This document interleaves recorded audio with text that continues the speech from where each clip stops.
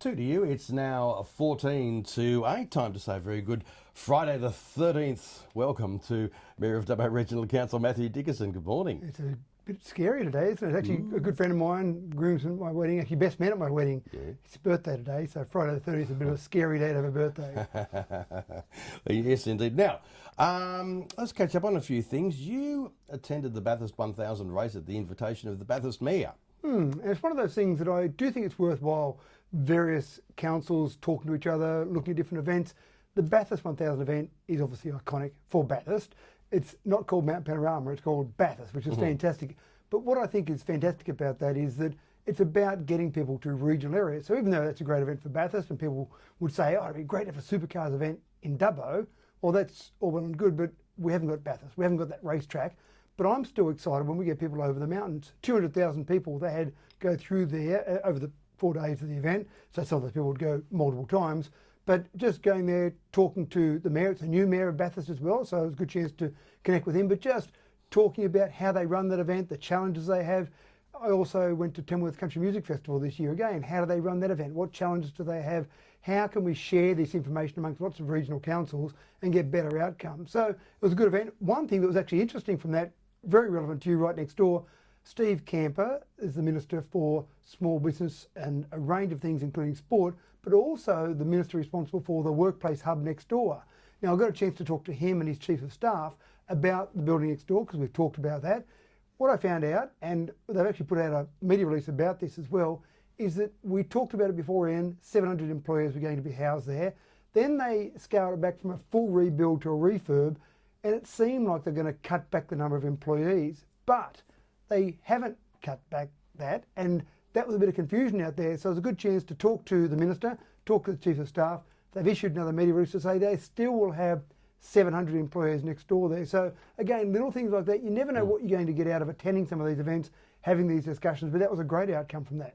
Certainly was. Now also to, we covered this, we aired part of this with council permission on 2DU, the Tuesday night panel discussing the referendum. Yeah, and I think that was a really good event. We had about 50 people in the room there. It was just about making sure we've got education, making sure people understand about the referendum on Saturday. The vote is tomorrow. And again, out of that 50 people, we've already had several hundred views on YouTube as well, because it was live streamed and the recording's up there on YouTube. So again, how does council play a role in a federal election? Well, it's not really our role, but I still think it's worthwhile for us to help educate our community. And you passed that motion, I remember when all that happened, and very importantly, you followed through with it. You provided both sides of the argument. People will make their own mind up. Well, that's the CEO's job. Once councillors come up with their resolutions, whether the staff love them or hate the resolutions, then that's their job. And they did go through and carry out that resolution very well. Now, you also met with the CEO of Squadron Energy in Dubbo. What's happening there? There are 37 projects around our renewable energy zone, mostly down around the Wellington-Badengra area, but all very important for Dubbo. Squadron Energy has got 2 projects there, one at the Oongala Wind Farm, one at Spices Creek. So Spices Creek is in Warrumbungle Shire Council and Dubbo. Oongala Wind Farm is all in Dubbo Regional Council area. Out of the 11.5 gigawatts of power that will be provided out of all those various projects there, the 2 projects of Squadron Energy go over a gigawatt. So they're a big player in the whole scheme of things. I'm very keen, and what I love to hear when I chatted to the CEO of Squadron Energy, he's also very keen to see long-lasting legacies in our community from these renewable energy projects. It's not just about a bit of a pulse with construction, it's about making sure we see some legacy and really see, in my opinion, the opportunity to transform Wellington. Iain. It sounds like a win-win for Squadron and for the region. Well, I do like the attitude that Squadron take, and I do like the attitude that the CEO takes in terms of not just coming in, setting up, generating some power, generating some dollars for them and then moving on. They really want to make sure they leave something behind in this community. Now, the Legacy Shared Pathway project, you put on your hard hat and drove some heavy machinery by the sounds of this. Yeah, always a bit scary when they let me on the heavy machinery. There was a time a few years ago, Iain, we were out at TAFE looking at some of the mining equipment out there, and I thought it'd be great to get up there and drive one of these trucks. And I got up and hit the starter button and nothing. I didn't do anything, I just touched the button. As it turned out, it had a flat battery, so it was all okay. But it's actually a really interesting project, that shared pathway, in particular, the way they're constructing some of those viewing platforms. And those viewing platforms, normally you'd drive some piles into the ground like they're doing with the New Dubbo Bridge. That noise you hear, bang, Exactly Yeah. right. Or you'd actually excavate land out and then fill it with concrete to put some pylons in.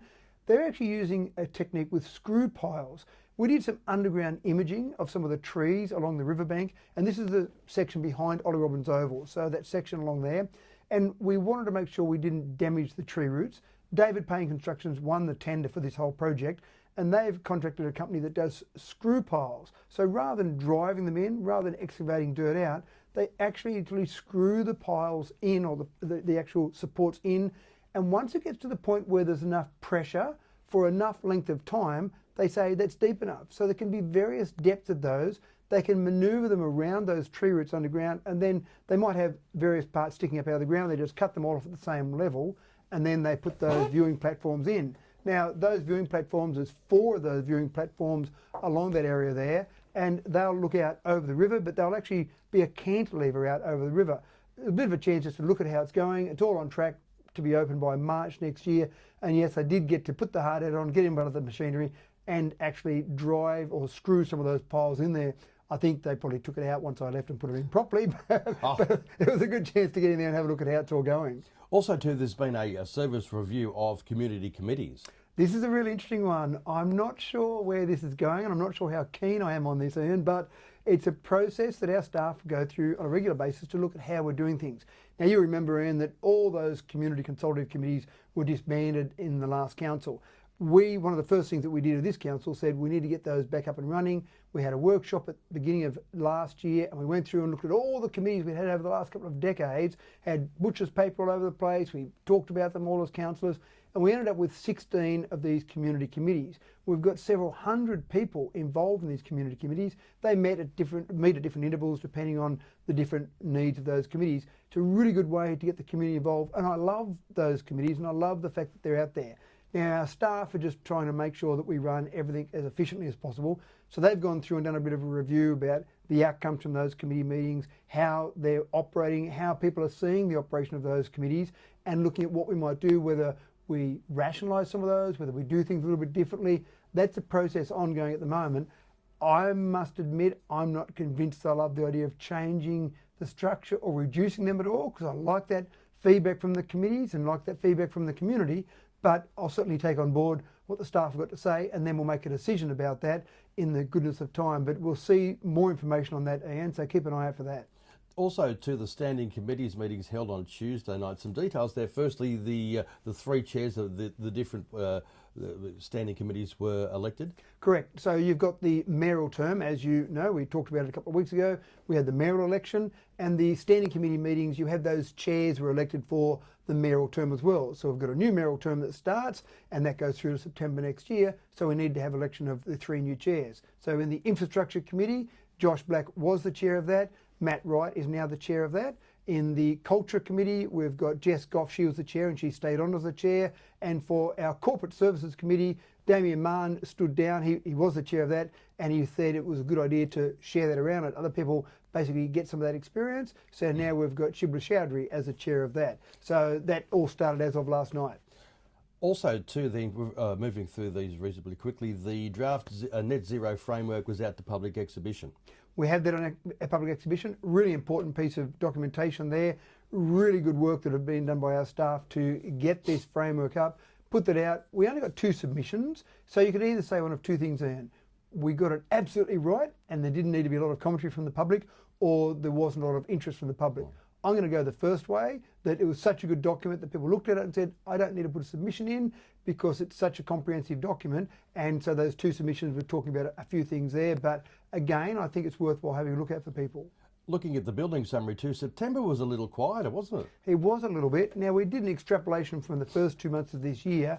If we kept on at that same rate, we were going to have a record year, the best year ever. Our best year ever was back in 2015-16, 488 building approvals in that year. So if we based it on those first 2 months and it kept that rate, we would have been over 500. September was a bit quiet, and there's a whole range of reasons there. It could be building prices, could be interest rates. But even if we continue on now with the first 3 months and average that, we'll still be close. We'll be 476 for the year, close to a record year. Again, a few more ups and downs to go over the year. Also noticed too, there was a 2-year proposal, partnership proposal from the Western Sydney Wanderers. What happened there?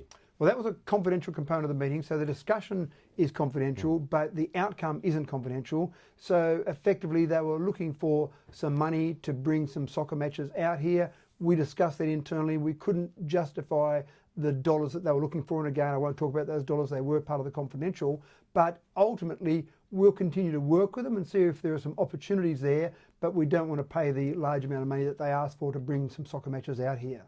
In 30 seconds, the Community Service Fund, you received a number of applications there. Almost double the amount of money we've got there. So it is great to see lots of community organisations out there. They do some great things in the community. Unfortunately, we haven't got the budget that we'd like to have for that. So we've recommended going through to council about $100,000 going out to 13 different organisations, again, which is below the number of organisations and the dollars that were applied for. So I do apologise to those organisations that won't get some of that money. Certainly you had 25 applications there, as you said, nearly double the money they are after. Matthew Dixon, I thank you very much for your time this morning. Thank you, Iain.